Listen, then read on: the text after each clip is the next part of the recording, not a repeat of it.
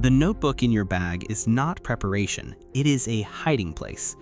Last Sunday night at 11:47 p.m., you opened your phone. You downloaded a study app, then another one. You built a folder system with 17 color-coded tabs. You watched a 9-minute video on the perfect study setup, and somewhere in your chest, a small voice said, "Good, productive, handled." You closed your laptop feeling like you had already done the work. You hadn't opened a single textbook.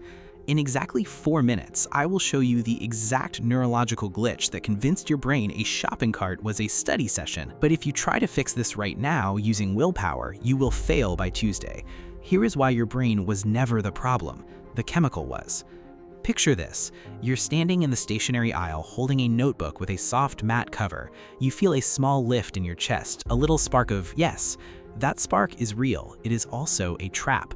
Something almost cruel happens inside your reward circuitry. The chemical hit doesn't arrive when you finish a task. It arrives at the cue, at the anticipation.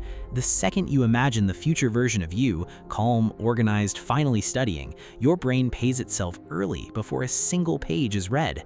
It's a check your brain writes against work you haven't done yet. And the second that check clears, the urgency disappears. Like a video game handing you the experience points for clicking start before the match has even loaded. You already got your reward. Why would your brain push you to actually play? So the loop closes here. The lift you feel buying the app, the planner, the highlighters, that isn't motivation. That's your brain cashing a check early, then refusing to fund the rest of the account.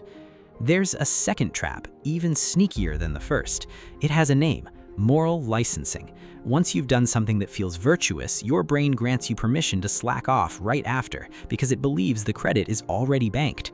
Translate that to your Sunday night. Setting up the system felt virtuous, studious, disciplined, except it wasn't. It was a costume, a very convincing one, worn for exactly 9 minutes, then quietly removed the second you closed the laptop. Picture a loading bar that jumps to 90% in 2 seconds, then crawls for the next hour. You saw it move. You felt close. You were never close. You've called yourself lazy for this. You're wrong. Lazy people don't build 17-tab folder systems at midnight. What you have isn't a discipline problem, it's a substitution problem. Your brain found an easier goal that resembles the real one and quietly swapped them in. I'll start once I have the right system. Sounds like discipline. Once this app is set up, I'll be unstoppable. Looks like discipline. I just need 15 more minutes to organize this. It's a lie. Every one of those lines is your brain protecting itself from the one thing it actually fears: retrieval, pulling a fact out of your memory with nothing to lean on, no notes, no safety net. That's friction, real friction.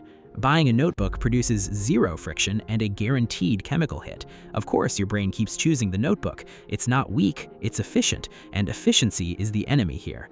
So here's the rule, not a tip, a rule. Before you organize one folder, before you color code one tab, before you open a single app, you write the single hardest question from today's material. The one you'd skip, the one you'd Google instead of attempt. Closed book, closed laptop, blank line, blank mind, 10 seconds of nothing. No looking, no peeking, just you against the empty page, forcing your brain to produce something instead of consume something. This is called retrieval practice, and it beats passive review by a wide margin for one brutal reason. It cannot be faked. There is no early payout for staring at a blank line, no dopamine for friction. Your brain hates it. That's how you know it's working. Only after that one ugly attempt are you allowed to touch the notebook. Earn the tool, don't buy the feeling. Go back to Sunday night, the version of you at 11:47, scrolling App Store reviews, chasing that small, clean spark of productive. That person wasn't lazy. That person was paid in advance to stop before they started. The version of you now knows the spark was never the work, it was the bait. You don't need a better system. You need one blank line and the nerve to leave it empty for 10 honest seconds before you fill it in.